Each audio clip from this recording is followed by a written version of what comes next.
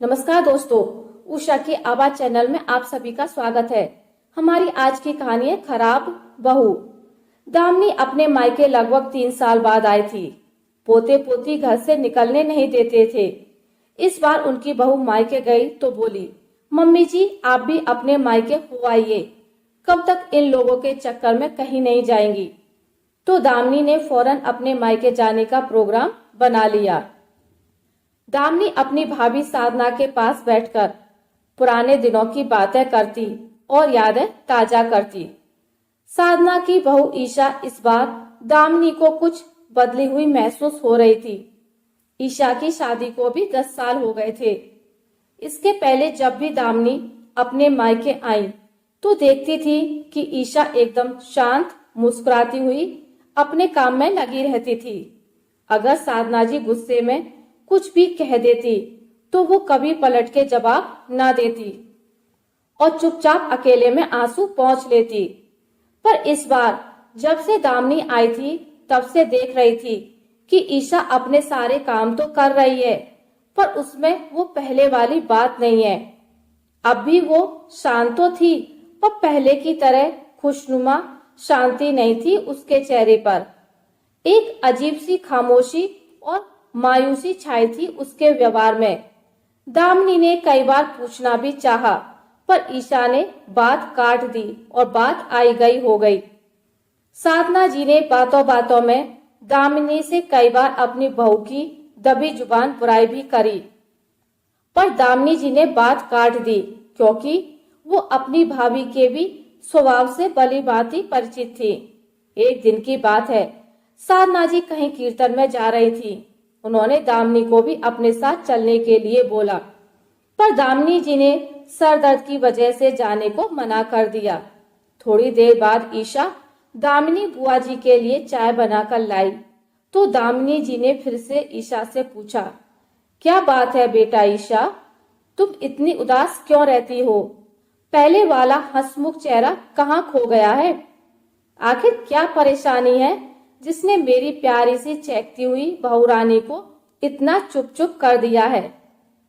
मुझसे कहो, हो सकता है कि मैं तुम्हारी कुछ मदद कर सकूं।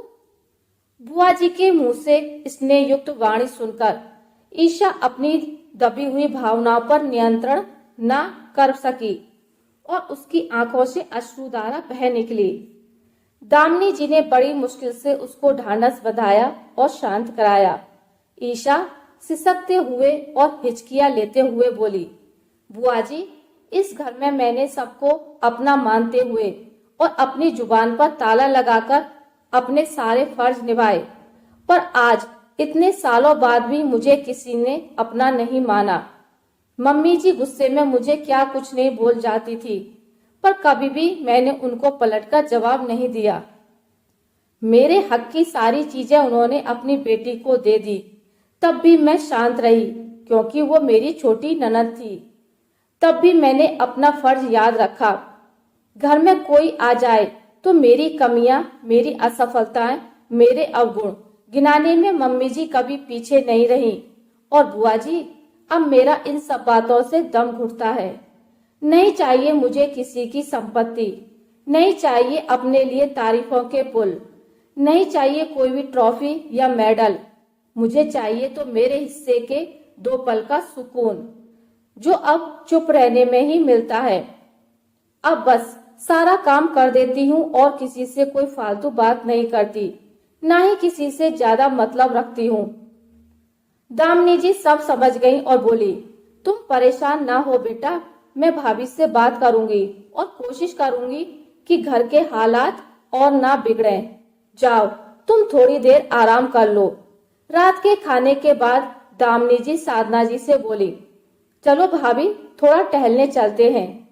बाहर निकलकर दामिनी जी ने अपनी भाभी को समझाने की कोशिश करते हुए कहा, देखो भाभी, दुनिया को देखते हुए तुम्हें हीरे जैसी बहू मिली है, पर तुम कदर नहीं कर पाई।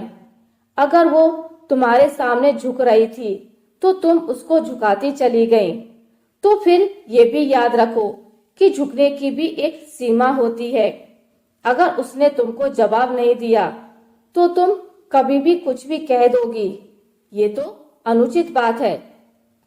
अब जब उसने अपने को समेटकर सीमित कर लिया है तो तुमको लगता है कि वो किसी से मतलब नहीं रखना चाहती। भाभी, घर की बहू तुम्हारे आंगन का वो आईना है जिसकी हंसी में परिवार के प्यार और सहयोग की झलक दिखाई देती है और जिसकी मायूसी और खामोशी में परिवार की असफलता। मैंने अपनी बहू के साथ भी ऐसा ही स्नेहयुक्त रिश्ता बनाकर रखा है कि हम दोनों एक दूसरे के बिना अधूरा महसूस करती हैं। सास बहू तो एक दूसरे की पूरक होनी चाहिए, ना कि प्रतिद्वंदी। आखिर घर का आंगन बहू से सजता है तो ससुराल भी तो सास के बिना फीका होता है। बुरा मत मानना भाभी, तुम्हारी बहू बहुत अच्छी थी। अब अगर वो तुम्हारे हिसाब से खराब हो गई है तो उसको खराब करने वाली तुम ही हो और कोई नहीं। जब घर की अंदरूनी बातें बाहरी लोगों तक पहुंचने लगे तो समझ जाना चाहिए कि आपसी प्रेम और तालमेल का अंत निकट है।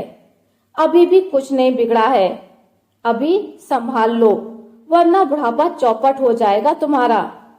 क्योंकि ये थोड़ा सच है कि बेटा और बेटी अपने होते हैं, जबकि ये कड़वा परंतु पूर्ण सच है कि बुढ़ापे में आप सुख से तभी रह सकते हो जब आपकी बहू आपके सुख दुख में शामिल हो।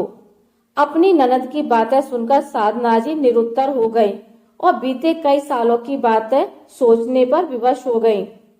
अगली सुबह जब ईशा रसोई में चाय बनाने पहुंची तो देखा कि साधना जी 3 कपों में चाय छानकर बालकनी में ले जा रही हैं और ईशा से बोली, आजा बेटा, चाय पी ले।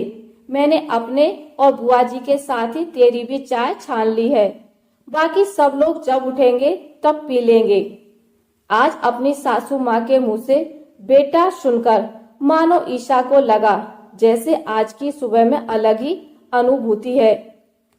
उसने आंखों आंखों में ही बुआ जी को हृदय से आभार प्रकट किया। आशा करती हूँ आपको मेरी आज की कहानी अच्छी लगी होगी।